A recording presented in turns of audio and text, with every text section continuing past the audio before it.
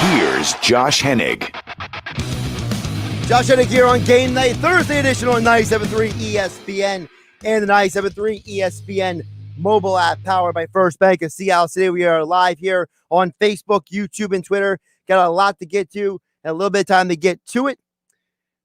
We got to talk some MMA with former Strikeforce lightweight champion Josh Thomson. Bellator MMA back in action tomorrow night. Of course, we are also have Flyers coming up at the top of the hour, 7 o'clock here on 97.3 ESPN, and Kevin Durso will join us for that coming up at 6:40 tonight. Josh Thomson coming up at 6:15 tonight. Your texts are always available, and to get involved in the show, 609-403-0973 to get in on the conversation. Of course, you can comment on the stream as well. You heard Mike Gill and myself talking a little bit about the Eagles stuff as well. So we got to get to some of the Eagles stuff before we get to our guest today, because we had some very interesting comments from Rob Motti earlier. And I want to run it back for you, because this stuff with the Eagles organization, at least for me, really boils down to what Rob had to say. Because, you know, I feel like a lot of times when we have these conversations about the Eagles, you know, you hear myself, you hear Mike Gill say stuff, and, you know, it's almost like, okay, well, we've heard you guys say it. But when somebody else says it, it might resonate a little bit more. And this comment that Rob made about what Jeffrey Lurie did with Doug Peterson, to me, I think is one of the biggest things that we have to step back and realize when it comes to the Eagles moving forward. Now, remember the Packers game a couple of years ago? They went to Green Bay. They went on the road. They ran the ball. You know, Jordan Howard, every Eagle fan who's been around for the last 20 plus years was like, yeah, we finally ran the ball, you know? And so you're like, okay, great. Well, apparently Jeffrey Lurie does not vibe with Eagle fans. This was Rob Motti about an hour ago on the Sports Bash. They beat Aaron Rodgers and the Packers, and they do it by running the football. And Carson was efficient, no turnovers, but they ran the football down the Packers' throat, and that allowed them to win that game. To me, that's to be lauded. That's Doug Peterson deviating from the script. That's Doug Peterson finding a way to win a game, doing the Bill Belichick, whatever it takes to win this game. I'm not going to throw because that's what people want me to do, or that's what I've always done. I use the run to win this football game. And based on that report, when Jeffrey Lurie sits down with Doug Peterson and he questions, why didn't you throw the ball more? That, to me, is outrageous. He says it's outrageous, and he's right. And that's really where the problem starts. People always want to find a person to blame. People always want to find a boogeyman in life. You know, no matter what's going on, no matter what the problem is, everybody wants to find a bad guy. And the reality is that sometimes the bad guy is the person that you don't want to admit is the bad guy. You know, it's like, for example, when people for years were like, fire Brett Brown. And I always say, well, why does everyone want to blame the players? Why isn't the players not mature enough? Why isn't the players aren't good enough? Why isn't the players did a bad job? Why can't we blame Ben Simmons for 7 turnovers, but instead we blame Brett Brown for an inbounds play? People like to pick and choose who the villain is. They don't like it when the story deviates from their own predisposed opinion. It's always about, this is what I want. This is what I like. This is how I'm going to point it out. And sometimes, as we've heard before, reality is disappointing. And the reality is, this may be who the Eagles are. An owner who is over involved. More from Rob Motti. The stories that are being reported and the information that I'm also receiving is that he's increasingly become more involved in the day-to-day operations of this football team. And that is never a good situation to be in as from an owner standpoint, because you got to hire football people and let them make those decisions. If Jeffrey Lurie is putting together a draft board and telling his guys to draft J.J. Arcega-Whiteside, that's a problem. that's an issue, and that's beyond. And I know he's the owner. I know he signs the checks. I know he can do whatever he wants to do, but that's a problem for a football team. I've been telling you guys this for a couple months now. There's a group of you who want to blame Howie Roseman for everything. But sometimes the bad guy is the guy who's behind the person you think. Sometimes you got to admit that Howie Roseman is the front guy and somebody's pulling the strings. You know, I remember years ago when Howie Roseman and Joe Douglas were on the stage when they drafted Derek Barnett. People were making fun of, oh, Howie Roseman looks like this and that next to Joe Douglas. And I remember back to that because you know who wasn't on that stage? Jeffrey Lurie. You know who conveniently avoids tough questions at times? Jeffrey Lurie. He used to not avoid them. You know, when Jeffrey Lurie fired Andy Reid and hired Chip Kelly and fired Chip Kelly and hired Doug Peterson, Jeffrey Lurie was all about, I'm going to come up here and tell you what it is. And I'm going to answer these questions and then I'm going to move away. And now when he hires Nick Sirianni, he goes on a 16-minute diatribe, fades the black, and then leaves Nick up there to answer questions that for whatever reason he didn't have better answers for. Questions that maybe could have been directed at the owner, but the owner didn't want to answer them. See, sometimes in life, we look at people and we don't want to admit they're a problem. And when you look at the Sixers, how many people complained about, oh, Josh Harris, the Colangelos? Well, now Josh Harris is conveniently no longer a target because he hired Daryl Morey and he hired Doc Rivers. When the Sixers had certain people in place, you were blaming the owner. Now that those people are no longer there, you forgot about the owner. The boogeyman's gone. The bad guy's village just disappeared. When John Middleton says stuff like, nobody wants to move uproot their family in a pandemic, we forget about that now that it's April 15th. But months ago, that was a big deal. All I ask you guys to do is just be willing to save some of that anger, save some of that rage, save some of that vitriol for the owner. You got that hate for Howie Roseman in your heart. Just remember, Howie Roseman only has the job because of the owner. Howie Roseman takes the bullets for the owner.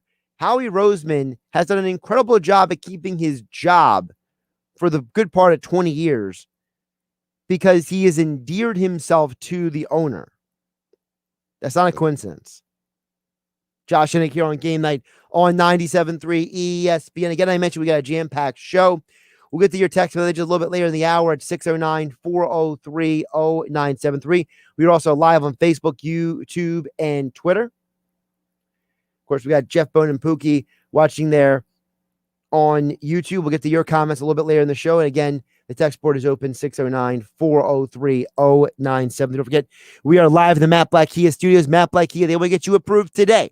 That's Matt Black Kia on the Black Horse Pike in Egg Harbor Township. Visit them online at mattblackkia.com. Coming up the other side, former Strikeforce lightweight champion of the world, now commentator for Bellator MMA, Josh Thomson, joins us on the other side. Get some perspective from him on the world of MMA today. I mean, this is the guy who fought in every promotion on the planet. So if anyone's going to have some interesting perspective on the way the world is today from 20 years to now, it is him. Of course, we got Kevin Durso, talk Flyers, coming up at 6:40. What do we do with the Flyers now? They have lost 4 of their last 5 games. What do we do with them? We'll find out from Kevin Durso coming up at 6:40.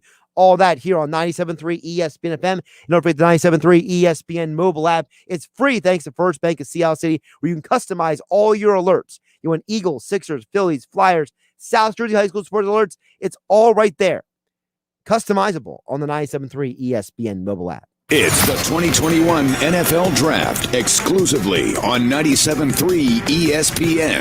Who will the Eagles take with the 12th pick? With the 12th pick, Philadelphia Eagles select. Tune in to 97.3 ESPN to find out. Thursday, April 29. Round 1 coverage begins at 7 p.m. It's the 2021 NFL Draft, and it's only on South Jersey's exclusive radio home for Philadelphia Eagles football. 97.3 ESPN. Swing in to Matt Blatt Kia and put zero down. A hit with 0% APR financing. That's deep for 75 months. A home run. Don't get fooled by a bad pitch. Matt Blatt Kia in Toms River and Egg Harbor Township needs your trade, even if you owe thousands more than it's worth. So get out of that old car you hate and get the credit you deserve with zero down payment and 0% APR financing available for up to 75 months on every new 2021 Kia Sportage in stock, or get a $2,500 consumer rebate only at Matt Blatt Kia. We want to get you approved today, and you can't make a mistake with our 4-day love it or leave it return policy. Come in today or visit us online because It's gotta be a Matt Blatt Kia. offers with approved Tier 1 or 2 credit through PM Motors Finance. Not all will qualify. 0% based on $1,333 per 1,000 borrowed. Negative equity be financed into new loan. Go to mattblattkianj.com for complete details. Expires 5/5/2021. Matt Blatt Kia, 6211 Black Horse Pike, Egg Harbor Township, and now on Route 37 in Toms River.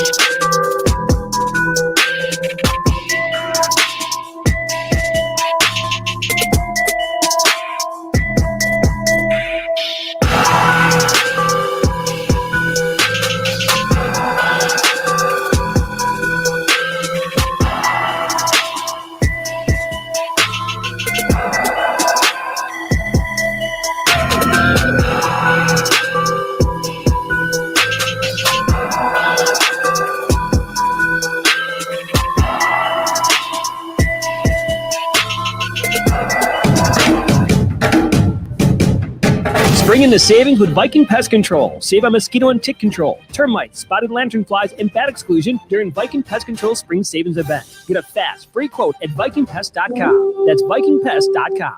Mega Millions is giving you 240 million reasons to take a chance. That's a whole lot of millions. In Jersey, one mega chance could be all it takes. So take a chance on Mega Millions, because anything can happen in Jersey. You're listening to Game Night with Josh Hennig on 97.3 ESPN and the free mobile app. Josh Hennig here on Game Night on 97.3 ESPN FM. As promised, we'll get to your texts and comments a little bit later in the show, 609-403-0973. We're also live on Facebook, YouTube, and Twitter. We're right now being joined on the Boardwalk kind of hotline ahead of Bellator MMA tomorrow night, the World Grand Prix quarterfinal. It is the former lightweight champion of the world, Josh Thomson, joins us live in virtual color here on the Boardwalk kind of hotline here on 97.3 ESPN. Josh, how you doing today? Good myself. Well, thanks for having me on. I appreciate you jumping on. You know, you're someone who has seen a lot in this sport. Before we get to specifically, the fight tomorrow night, I want to ask you, because you have been all around. There's got to be some familiarity for you, because we got a Grand Prix in 2021, and this was stuff that we were seeing 20 years ago. So it's almost like the MMA game has come full circle. Yeah, we started just repeating the best trends that happened in the beginning of the sport, just like, bell bottoms, they went out of style, but guess what? They're back. You know what I mean? So we're just kind of doing what kind of got the sport off the ground to begin with. And I think what people really like about this, especially the fighters, is that they know exactly when they're fighting next. They know when their next paycheck is coming. They know who their next opponent is. They can go back after they win their fight. They go to the drawing board and just start figuring out, hey, this is the way I'm going to beat this fighter. They also know every fighter that's in it because they're higher level guys, but also because once you know who's in the tournament, you can kind of start preparing for each person individually, especially on the ones on your side of the bracket.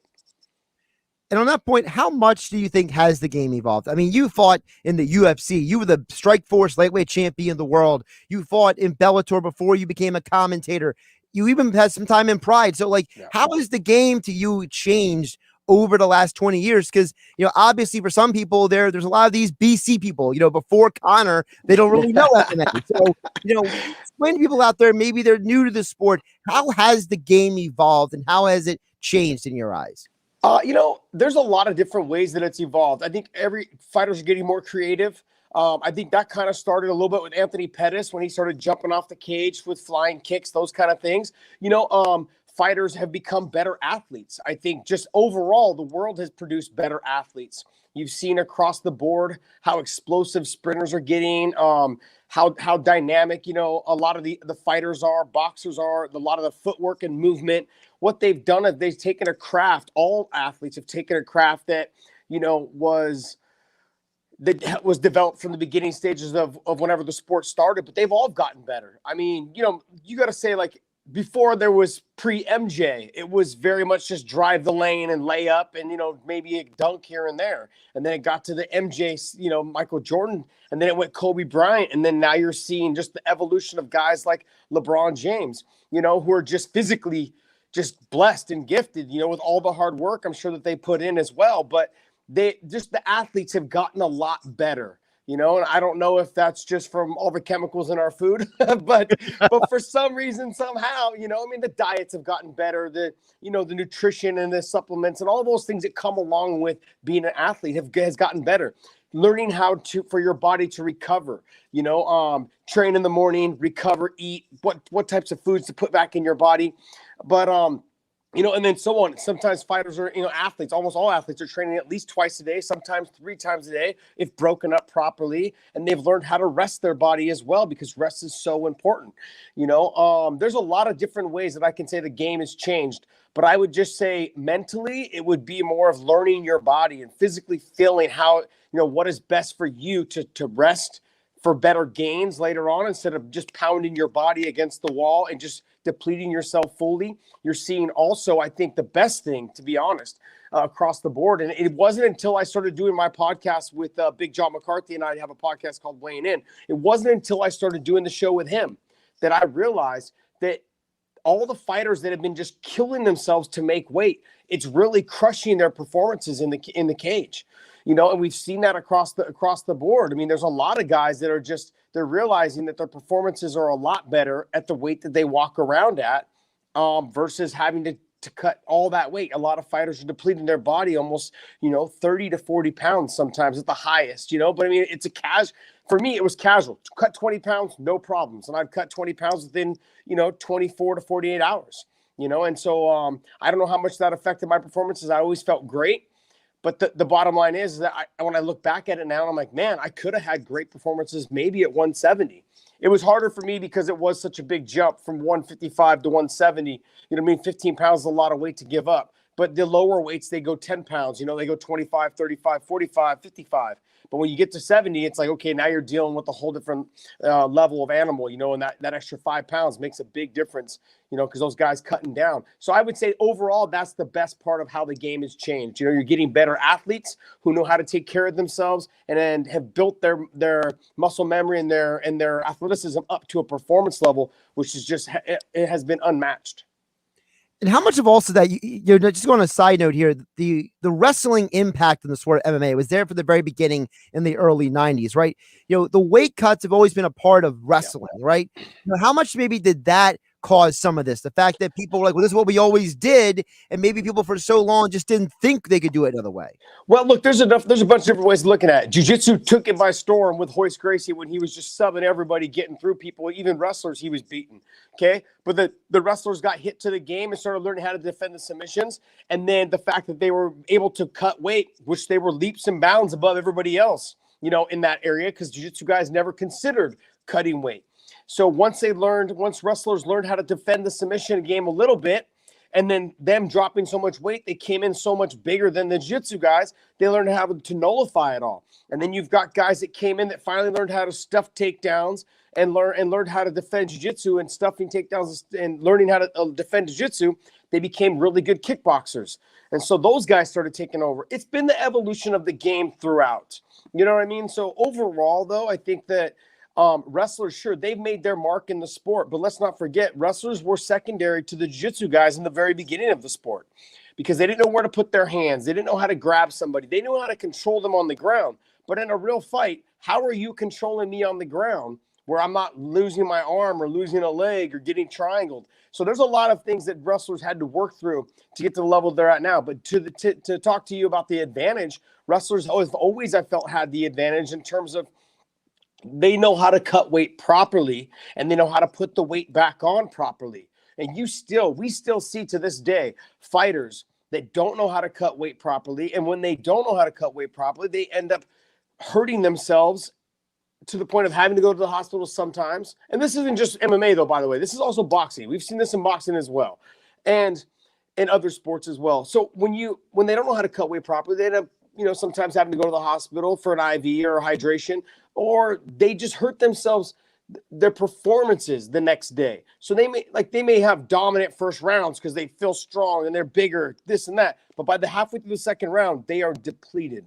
They are done. So those changes, I think, are for the good and for the better of the sport. Fighters are realizing that that cutting an excessive amount of weight is not always beneficial to their performance.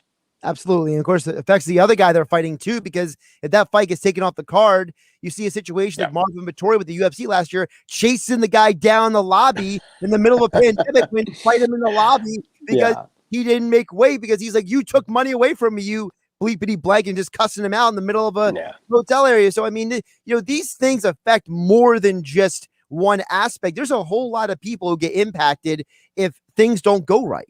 Yeah, let's not I like Vettori a lot. I love his performances. But let's not forget, he got paid his show money because he was able to make weight. So I know he was out the full amount of purse, assuming he was going to win that fight. But he still got paid his show money because once you make weight, they're going to pay you your show money. That's what they're bonded for. That's what the athletes are bonded for. And the promotion will take care of the fighter who made weight. So they're contractually by that. They should have got paid at least his show money. Which, if you look at it, of course, something like that has happened to me before, is you look at it in terms of, man, I could have made my full purse. But the reality of it is that you just got paid half your purse, which is a significant amount of money, to take no damage. That's pretty good. And the fact that you're still in shape and you can get matched later on. Let's just say another 3 weeks later, you jump right into a camp and you get your show money already. So you just made your first show and win money, basically equivalent, and a chance to make more, all within a 3 week to a month period. I think that's pretty smart. So I know as much as Vettori was upset, and other fighters have been upset too, I would have been really upset as well, because you're prepared for that fighter specifically. But I think after a couple days and maybe one cocktail, Vettori was probably cooled off a little bit and realized, hey, by Monday I'll get back in the gym, I'll be in shape, I'll keep doing what I'm doing, and I'll get another fight here shortly. And that's pretty much what happened. So I think for him, it's better to get the show money. And once you get that show money, realizing that, I didn't take any damage. My body didn't take any abuse. And I'm going to get basically paid my full purse my next fight. Josh Thomson, the former Strikeforce lightweight champion, the world MMA commentator for Bellator MMA, joining us here on the Boardwalk Hunter Hotline at The Real Punk on Twitter. You can follow him there. Of course, tomorrow night, Bellator MMA, the World Grand Prix quarterfinal. You got some really interesting fights and some pretty interesting names as well. You got Nemkov versus Davis 2. Got to emphasize it's the second time these two guys have fought. Also, Corey Anderson getting in on the action as well. I want to focus on Nemkov versus Phil Davis too, because I talked to Davis years ago, was still in the UFC, and I remember him talking about how, his goal was always to be a champion. And it feels like for him, he's been so close. He's gotten almost there. He's had all these opportunities. He just hasn't gotten there. How do you feel about Phil Davis at this point in his career? Because I remember years ago when he was, this up and coming riser at lightweight. Now he's a veteran of the game, and he's felt like he's been more of the bridesmaid than anything else at this point.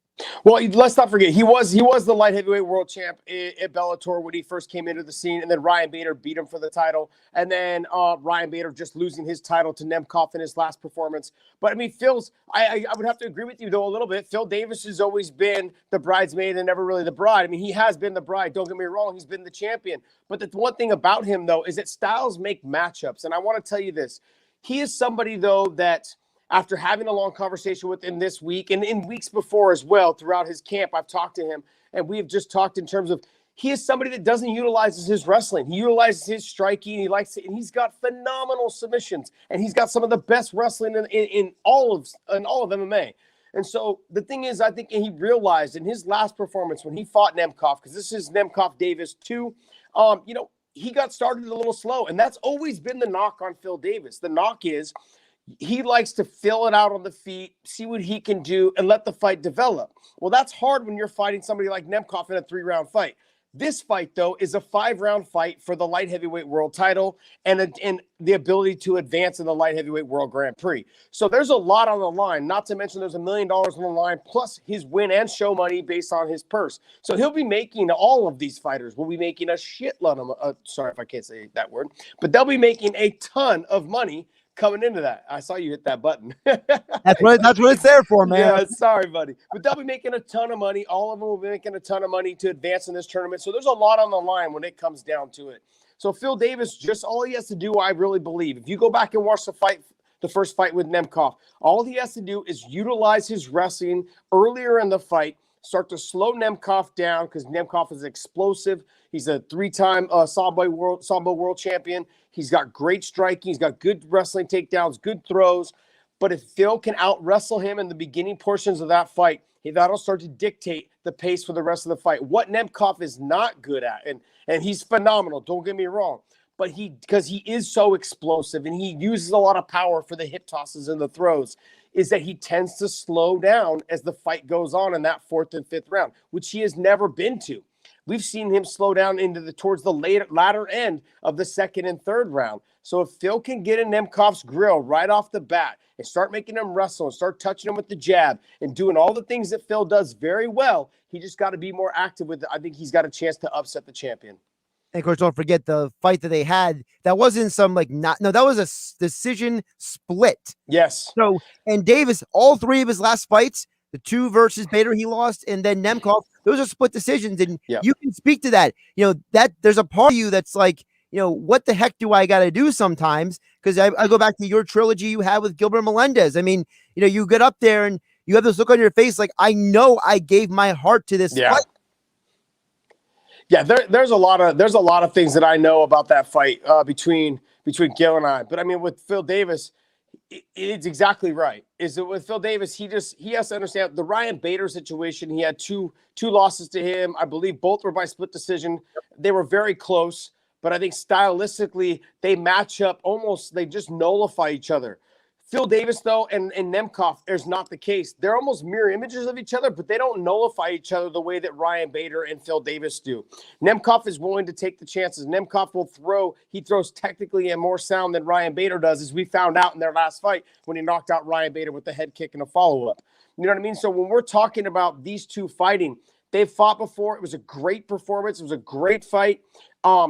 But this is an extra 2 rounds. And if you were to go back and watch that last fight, Nemkov started to wither a little bit under the pressure and under the time and the pressure of Phil Davis. And Phil Davis was just getting started.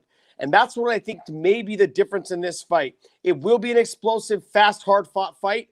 But Nemkov is somebody who doesn't really know how to pace himself just yet. He's still young. I want to say he's 27 years old. He still has a lot of growth to do. He's still a young champion. So he needs to understand that Phil Davis is a veteran. He's going to try to pull out every trick he can and control every scenario, every position, and sort of chip away at him. And if he can do that, Phil Davis has a chance. Nemkov, all he's got to do is stick and move, stay relaxed, let the fight develop in front of him, and utilize his power and his wrestling to stop the takedowns. And then he'll have a chance as well to win this fight again. Now, before we get to Nemkov and Davis, for those who are going to flip on Showtime tomorrow night, someone's saying, like, hey, give me another reason. Give me another fight. Give me a fight before we get the Nemkov, before we get the Corey Anderson and Paul Daly. Give me somebody a little lower on the card that you're going to tell people, when you tune in, if you miss this fight, you are missing out.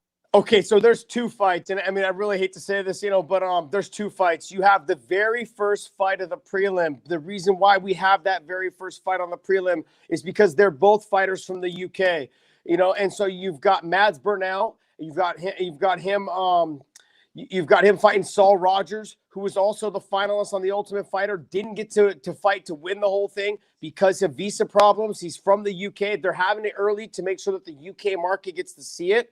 That fight right there should be phenomenal, and so that fight to me is an absolute barn burner. That's the very first fight on the prelims, which can be watched on Bellator YouTube, Showtime YouTube as well, and also Pluto TV. And now if you want to talk in terms of earlier in the main card, there's no other fight. I mean, like Sabah Hamasi versus Paul Semtex Daly. I'm sorry, but Paul Daly always brings it. And Hamasi is somebody who trains with Dustin Poirier and all the guys in American Top Team. And he is just a barn burner of a fight. This fight has been scheduled 3 times. Paul Daly didn't make weight for the first 2, so they didn't fight. They've upped the weight 5 pounds. So Paul Daly made weight perfectly, didn't deplete himself. So to me, that makes sure that this fight is going to be a lot more explosive than as if Paul Daly had depleted himself all the way down to 170. We are going to see an action-packed fight to start the show for Bellator. And again, of course, the main card starts tomorrow night, 9 p.m. on Showtime. It is Bellator 257, and he is Josh Thomson. He will be on the call for the fight tomorrow night. Give him a follow on Twitter at The Real Punk. And Josh, plug the podcast again with you and Big John. Of course, me and Big John. Catch us on Weighing In. It's called Weighing In Podcast. It's on all the audio platforms as well, and in YouTube as well. Check us out there. You can follow me at The Real Punk, like you said, and follow John McCarthy MMA as well. Give us a follow, man. You'll love it. I love it, man. Appreciate you jumping on. I love you joining me a little trip down memory lane there because, like I said, there's a whole contingent of people out there. They're BCers, I call them, Yeah. They don't know the world before Conor, and they don't realize, there's a whole history of this game of explosive fight. I mean, those years when you guys were in Strikeforce, to me, is some of the best years of MMA. So I appreciate it, man. You call them BC and I call them casuals, but whatever. We just call them fans. That's what we call them. We love them all the most, and we hope they tune in and catch us on Showtime. All right, Josh. Have a good one, man. Take care. Oh, man. Thank you. Josh Hennig here on Gamenight on 97.3 ESPN. Let me tell you something. Tomorrow night, you're going to want to catch that Nemkov versus Davis, too, because anytime there's a run it back of fighters, it's going to be a good time. And as our guest, Josh Thomson, appeared on the Boardwalk Honda hotline. We'll get to your thoughts and messages a little bit later in the show. 609-403-0973 is the text board. And, of course, on Facebook, YouTube, and Twitter, you can comment as well, like Jeff Bone and Pookie did. Jeff will get to your comments a little bit later as well. But coming up next, we got to get to the Flyers. Flyers, the last 4 out of the last 5.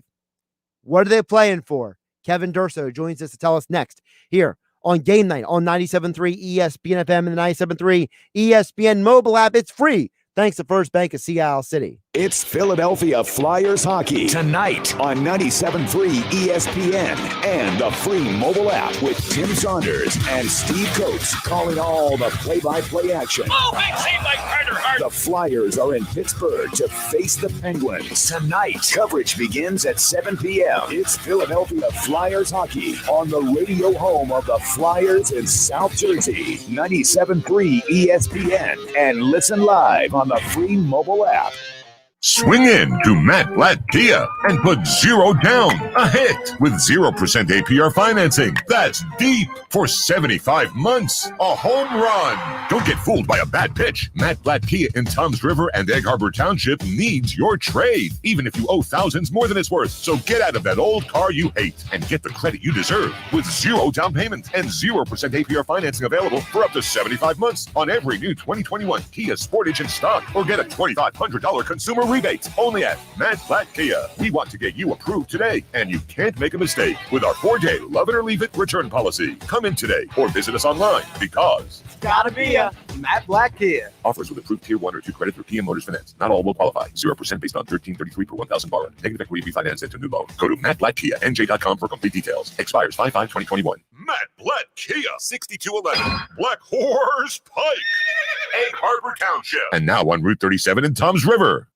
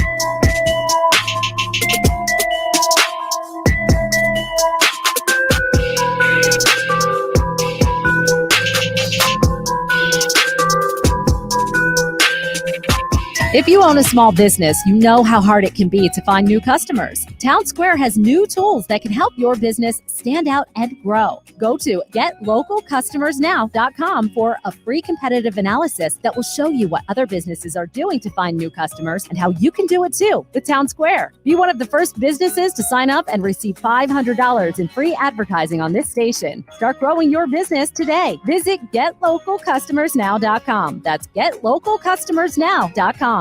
Mega Millions is giving you 240 million reasons to take a chance. That's a whole lot of millions. In Jersey, one mega chance could be all it takes. So take a chance on Mega Millions, because anything can happen in Jersey. Now, more Game Night with Josh Hennig on 97.3 ESPN and the free mobile app. Josh Hennig here on Game Night. Yes, Flyers are back in action tonight. Of course, Steve Coates, Tim Saunders on the call as always here on 97.3 ESPN. But the Flyers have lost 4 of the last 5. So now what? Kevin Durso, our Flyers insider for 97.3 ESPN.com, will join us to try to answer that question and many more. And as all guests, he appears on the Boardwalk Hotline and live in virtual living color on YouTube, Facebook, and Twitter. Kevin, how you doing today? I'm doing well, Josh. How are you? I'm doing all right. So what do we do with the Flyers now? I mean, they've lost 4 of the last 5. The Capitals game was kind of embarrassing, honestly. And now you got the Penguins team, and they have a former Flyer, Jeff Carter. You have Wade Allison making his debut. I mean, there's so much going on with this team, but what do we do with the Flyers right now? Like, where do we stand on the Fly guys at this point in time? Well, look, you got to play out the rest of the season. And I know Claude Giroux earlier today when he talked to the media a couple hours ago, kind of said, look, we're not thinking about it like season's over, thinking about next year, but realistically, that's where you are as a franchise. You're on to next year to an extent. You've got to start thinking about who's going to be here and who's not, quite frankly. And you've got to start thinking about those moves that you're going to make in the offseason, whatever you're going to do to try to get the right mix in here. And a big part of that is going to come down to performance-based. You know, this is going to be what Chuck Fletcher has to do for the rest of the season, is sit there and basically do what he did when he was first brought in as the GM a couple years ago. And it's an evaluation process again. So now you have to kind of get yourself in a position where you feel like you know what to expect from guys, who shows they want to be here, who shows they don't want to be here, kind of figure out who's in this for the long haul and go from there. But that's what these 14 games are there for, is now you can use that time. It's why we're going to see a heavy dose of Tanner Laczynski coming through these last few games. And he was, quite honestly, in a game where there wasn't much to ride home about, and there wasn't much that stood out. He was playing a pretty strong game, and he came close to scoring his first NHL goal a couple times in that Washington game. So he's starting to find his footing at the NHL level a little bit with a couple games under his belt. And now we get to see Wade Allison, who's another guy who, if he does some of the things he's been able to do in the minors, then people are going to love this kid, because he's got a great shot, and he's shown it in the minor league so far. Small sample size. He hasn't had a lot of time to be a pro yet. He's fresh out of college from a year ago, and then, got hurt a little bit at the beginning of the year, so he wasn't able to start the season with Lehigh Valley like everybody thought. But once he got in there, it was a pretty short stay for him, and this could be an opportunity for him to show he belongs at the NHL level and is here to stay as well. So that's all things you can look for in these last few games. Also, it's interesting that they're placing him, as you put it out on Twitter, that the line they're putting him on is significant. I mean, you're putting him with Patrick and with Lindblom. It's a very interesting kind of combination you got going on there, because I think maybe a couple of years ago, some people might have said, maybe not a couple of years ago, maybe, previously people would have said, hey, this might be a future line for this team. And now, Wade is getting his debut. I don't even know what Nolan Patrick is anymore. And I think most people are just happy that Lindblom is back on the ice. So it's an interesting line they stuck him on. Yeah, I don't think that there's a thought that Lindblom's not a part of the future of this team. I mean, they signed him to the new contract a year ago, so he's under contract for a couple more years, and I think people are giving him certainly the benefit of the doubt. I mean, he's had just about everything you can have thrown at him, too. I mean, the cancer diagnosis was one thing he had to deal with, and he comes back from that after 9 months, and he's playing in a game again. Then he gets the offseason to get ready for this year, and then, still stuck in the middle of COVID time. He's one of the players that ends up on the COVID list and presumably was a positive case. So now you look at that whole situation and go, so he had cancer, then he had COVID, and you're going, what more can you throw at this guy to possibly alter his performance? I mean, he's doing everything he can. He's working as hard as he can to get back into the shape that he was in from the very beginning before the cancer diagnosis, but it's going to take time. So he's a guy who I think a lot of people give the benefit of the doubt to. And then you got Nolan Patrick, who I think nobody knows what to expect from him anymore and wonders what the situation might be. There were rumors out there on deadline day that there was some interest possibly from Vegas. Now, Vegas ended up getting Matthias Janmark instead, and that was kind of the guy that they used to fill the role that I guess Patrick would have. But the fact that there might have been interest out there, the fact that the Flyers maybe thought about that, kind of tells you where they stand with him as well. And I wonder if, I've said it before, I wonder if both sides just want a fresh start from this. The Flyers just may need to move on from him. Patrick may need a new place to go to start over and have a clean slate and maybe see where it goes from there. But for now, he's trying to figure out where he stands as well. I mean, that's part of what these last 14 games are for, like I said. So he's on a line with a young kid making his debut, with a guy like Lindblom, who you know is going to give you an honest work effort and do what he has to do. And that's what it is for now. So we'll see how that line performs tonight. Yes, as you wrote previously at 97.3 ESPN.com, this is about guys playing for jobs, guys playing for pride. And, to me, I didn't see a ton, aside from a couple of guys, of pride the other night. So, what has to change tonight? I mean, what is there something that can change? Because, I mean, no one thinks the Flyers are going to beat the Penguins, but you at least like to see them maybe lose, 3-2. Exactly. And, I knew I was coming on, so I jotted down a few notes. I love when I actually am on par with and on the same page with what I think you're going to ask me ahead of time. So, look, I do that. This is something for me personally. I do this for a reason, okay? I'm in this spot for a reason because I can't do what the players do, right? And I knew that from a young age. And a lot of us are in that same situation. We look and we marvel at professional athletes for this. And that's the point of it. We marvel at these athletes because they can do it, and we see them play on that high level, and we expect that entertainment value from them. We look at them and think of them sort of as superhuman. Like I don't like calling any professional athlete a bad player because they've gotten to that spot where a very small percentage of people get to. But there are guys who are good players, there's guys who are great players, and there's guys who are elite players, and we start to judge based off of that. When it comes down to playing for pride, I mean, simply put, consider this. That's your living. You do this as your job, and there's a lot of people who would kill to be in your position, and would go crazy to have your job and be able to say on a nightly basis, you go out and play a game. And when it comes down to it, you got to show you want to be here and be part of this thing. And you're exactly right with the way they're losing games. It'd be one thing if we were watching a bunch of games and no, this is not a great team by any stretch, but sat there and said, oh, okay, they played Washington, they lost a 4-3 game or a 3-2 game, like you said, or something in that range, or even a 4-2 loss where you give up an empty netter at the end. At least it's competitive. At least you're in the game. These aren't even competitive games. I mean, these are results that, quite honestly, when you lose by these scores, I mean, they've lost by the 6-1 score 5 times already this season alone, let alone some of the other games we've seen already this year.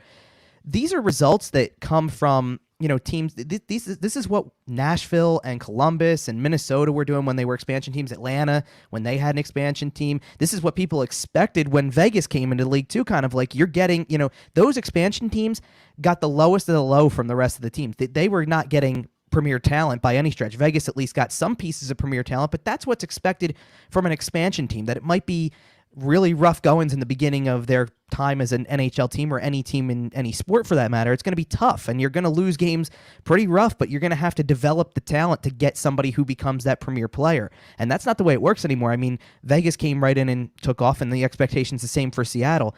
These are truly embarrassing losses on a regular basis. I mean, this isn't even just about, you can have a bad night and lose a game 6-1. It happens to a lot of teams. Boston just lost 8-1 to Washington before the Flyers played them. So I think anybody's worried about Boston's track record, though, from the rest of the year because of one game where they lost 8-1? Probably not, because the next game they're going to come out and be competitive and find a way to win, probably, or try to at least. This is too regular. I mean, this is like every other week. Sometimes it's twice in the same week we're seeing this happen. It just happens with so much regularity that it's like, when is enough? And when are you going to start having some pride about your performance and the result that you're showing? Because quite frankly, you're taking everybody out of the game from the very beginning. Like, there should be some anticipation to this game tonight to an extent. You're putting a new kid in. You're putting a guy who no one's seen before at this level. And a lot of people should want to see what he has. But if you're down 4-0 in the first period, everybody's going to tune out for the last 2 periods and not care anymore. And that's exactly how it plays out. So you've got to come out from the start with that kind of intensity. And if it turns out that way later on in the game, it turns out that way later on in the game. But at least you got to try to keep it competitive. And these aren't competitive games by any stretch. Kevin Durso joining us here on Gamenight on 97.3 ESPN. Flyers Pens tonight at 7 p.m. here on 97.3 ESPN at Kevin_Durso on Twitter for all your Flyers and NHL coverage. I see that AV said that Myers is back in for Moran, but it wasn't anything I think wrong with Moran, right? This is not a punishment of him. It's more like a get Myers back in the lineup kind of thing. It's two parts actually. Then, yeah, I think he does want to get Myers back in the lineup, but it's also he said that given everything that Sam Moran's been through in his time trying to recover from the injuries he's had and things like that, he hasn't had a ton of playing time in the last year or so, and so because of that, he's trying not to overwork him individually in this schedule. So he basically flat out, and it sounds I'm taking it this way anyway, is he said he's getting him ready for the weekend. So I assume that means he's playing both games over the weekend. It's a 12:30 Saturday game against Washington and then a 6:30 Sunday evening game against the Islanders. So I think that the gap between those two is not quite a true back-to-back where you're playing twice at about the same time on both nights. So I assume that means he's going to try to get him in for both over the weekend. And Kevin, before I let you go, one more for you. I appreciate you jumping. More of an NHL general question, because you mentioned Saturday, 12:30, Sunday, 6:30. We saw what JT Miller said about Vancouver coming back too soon. Now the NHL is pushing back their return. The NBA story came out yesterday that this shortened schedule, they believe, might be causing certain injuries. What do you think is going to be the impact of this schedule? Is there a possibility that maybe the playoffs for the NHL might not be as quality as we want because some of these teams, some of these players just might not be at the strength and the level that we need them to be? That remains to be seen, probably. I mean, it depends on what teams are going through certain things surrounding everything too. I mean, if you're hearing of anybody who has previously had COVID and then they're starting to talk about the effects it has afterwards, I believe from the NBA standpoint, it was Jason Tatum who says he now takes an inhaler before every game because, of the after effects of this, and he never used to before. That's something that the individual player goes through because he was part of, one of the positive cases that may have come out of this thing. So for the teams that probably have gotten through scot-free throughout this, and luckily for them, and, good for them if they have to this point, now you've got teams that are taking, we've heard a couple of stories now about teams that have taken the time off to go and get vaccinated to try to prevent the possibility of this happening further. And, I even think about it to an extent from a minor league level as well, because the Phantoms are going through this right now. And I had come on here maybe a week ago and talked about, one of the things to look forward to for the rest of the year was, the Phantoms are a fun team. They've got some really good vibes around them. There's a lot of young players that you can get energized about. Take a look at them if you have the availability to get a look at them. And they haven't played since, I believe, their last game was April 5th. Their last time on ice for a practice was April 9th, and they've had their whole weekend this weekend wiped out, and it could go longer than that. And there was an AHL team, I believe actually it might have been the minor league team of Vancouver, believe it or not, in Utica, that had like a month-long pause because of COVID-related issues as well. So now you're coming up on that kind of timeline for Vancouver as well, that it's going to be a really long pause. And how do you get them back into the schedule, quite honestly? Like, it's a very fluid situation, obviously, but how do you even get them back into the schedule when you have a target date less than a month away and they're supposed to play 19 more games? That's even worse than what they're dealing with currently. I mean, I'm sure that what they're dealing with from an illness standpoint is horrible as it is, but to try to sit there and tell them, in addition to that, don't take your time getting back from this, come back and play 19 games in 31 days or something like that, that's almost inhumane at that point. That's not really possible. So I wonder if there's going to be some sort of change that wipes out games in the North Division. And in addition to that, any after effects that come from it. But I certainly hope that enough players have avoided this, or enough players are feeling better and better every single day as they come out of any situation they were in, that when the playoffs roll around, we get the quality of hockey that we expect, because certainly that's what I love about playoff hockey. And, between myself and Broads for Open Ice Hits, we were already talking about the playoffs and getting amped up for what we're going to do and talk about over that time. And I sure hope that the quality of the game is what we're used to, because that's what's making us so excited about this. So I hope that that's the case. I mean, Vancouver's probably not a team that's thinking about, they're probably not even thinking about the rest of their season right now, let alone the playoffs at this point. And they weren't in the playoff picture to begin with. But any team that is and has gone through this type of stuff, you have to consider whether or not they're going to be playing at the level that you expect them to in a playoff run, which is certainly a concern at this point in the season. Also, I'm 11-2 in my fantasy hockey league, for whatever that's worth, so I care too. So, that's fair enough. You beat me to it. Open Ice Hits podcast. You and Broads is the pod. Follow him on Twitter at Kevin_Durso for your Flyers NHL coverage. There's all guests that appear on the Boardwalk on the Hotline. Flyers, Penguins, next on 97.3 ESPN. Kevin, great stuff today. Thanks, Josh. Appreciate it. Josh Hennig here on Game Night on 97.3 ESPN. Let's squeeze in a couple of your guys before we get out of here. Jeff Bowden Pookie chimed in earlier on YouTube. It's a busy show today. I can get you guys again. Says how he probably dealt with the same, maybe even more micromanagement from Jeffrey Lurie than Doug had to deal with. You're probably right. There probably is a level of the Eagles that it was just completely out of control when it came to the micromanagement from the owner. Dan from EHT chimed in. I'm not going to read the whole text. You can see it on the screen for those out there. But he mentioned the fact the Phillies had him at center field and left were a problem. I think the Phillies didn't think left field was going to be a problem with Andrew McCutcheon. I think they assumed that Hazley, Herrera, Quinn would compete, and now they're stuck with Moniak and hoping that he works out. I personally think they got to make a trade for the trade deadline if they want to solidify center field. Thanks to Josh Thomson. Thanks, Kevin Durso, for joining us at Game Night. I'm Josh Hennig.